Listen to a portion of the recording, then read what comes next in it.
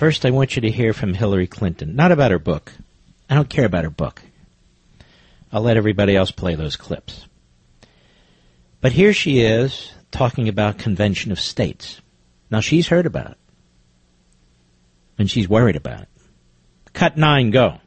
I think Trump, left to his own devices, unchecked, would become even more authoritarian than he has tried to be.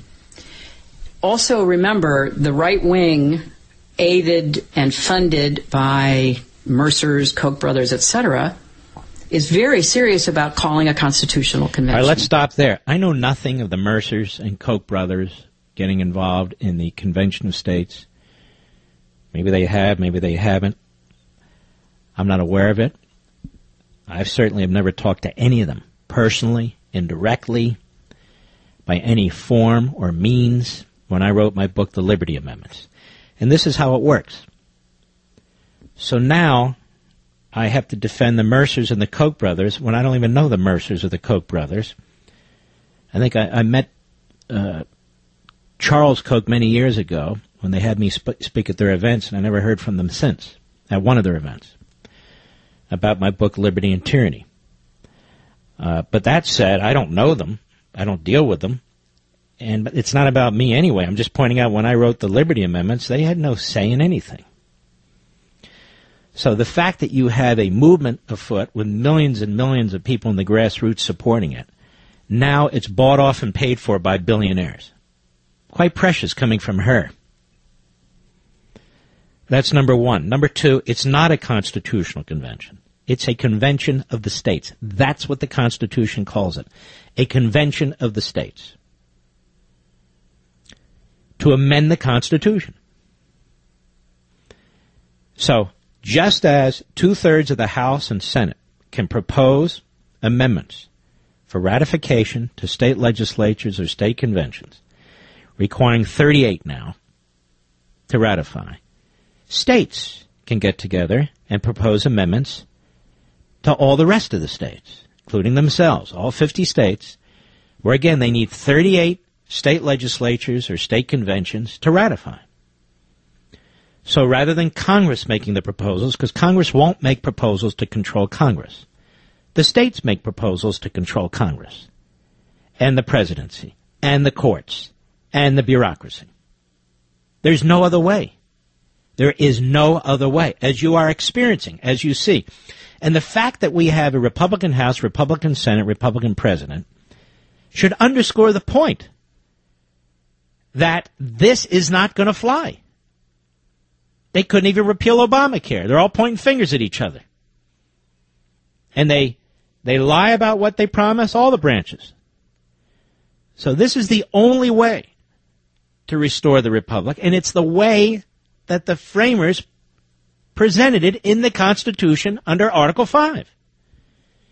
And for the life of me, these pseudo-conservatives and others who reject this, who fearmonger, are incomprehensible.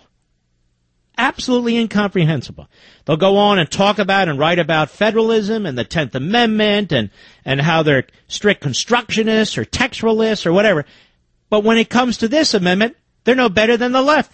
This process, that is, Article 5, they write it right out of the Constitution because they don't agree with it. In the end, they're not very conservative, now are they? They're not constitutionalists. Let's continue with Hillary. Go ahead.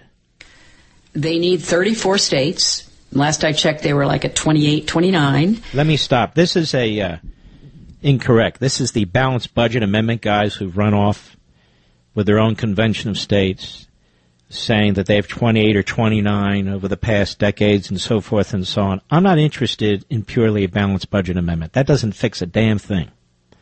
You need to control spending. You need to control taxes. Yes, you eventually need to balance the budget, but you need to control the debt.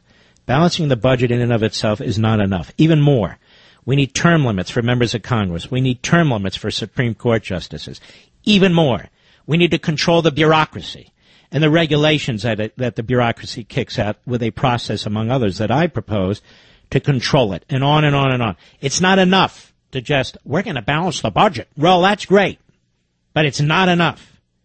It doesn't address the fundamentals, the problems that have been enshrined in our system and have uprooted our constitutional system. Go ahead. Their gerrymandering is to control state legislatures, elect Republican governors, and to call... All right, stop. How do you gerrymander to elect Republican governors? Governors run in the entire state. So how do you gerrymander to elect Republican governors? It's not possible. It's irrational. But let's hear her conspiracy. Go on.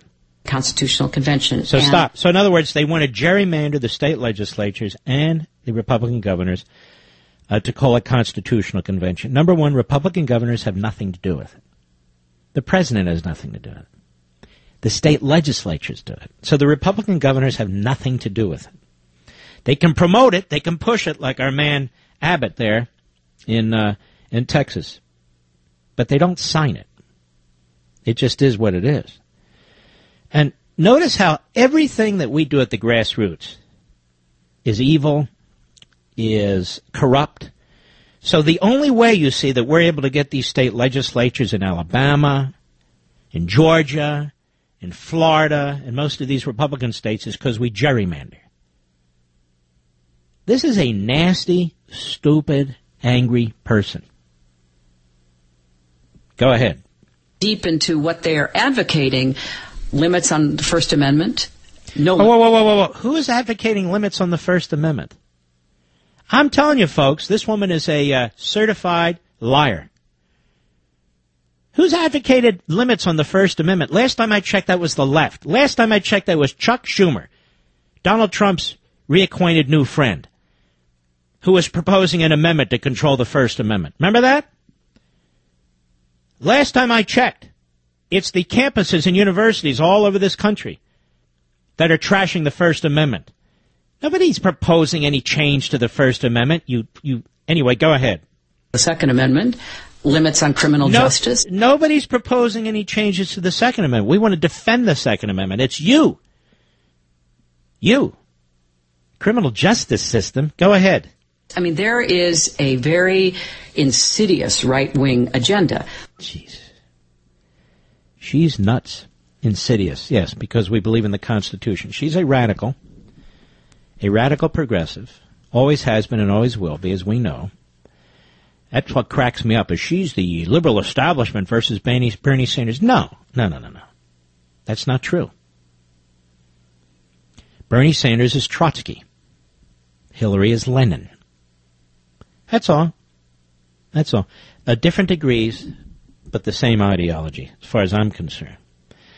So nobody's going to touch... well, that's not true. The people who are attacking our Bill of Rights are the people in Washington, D.C. They have a constitutional convention every day. They have a hell of a good time in Washington, D.C.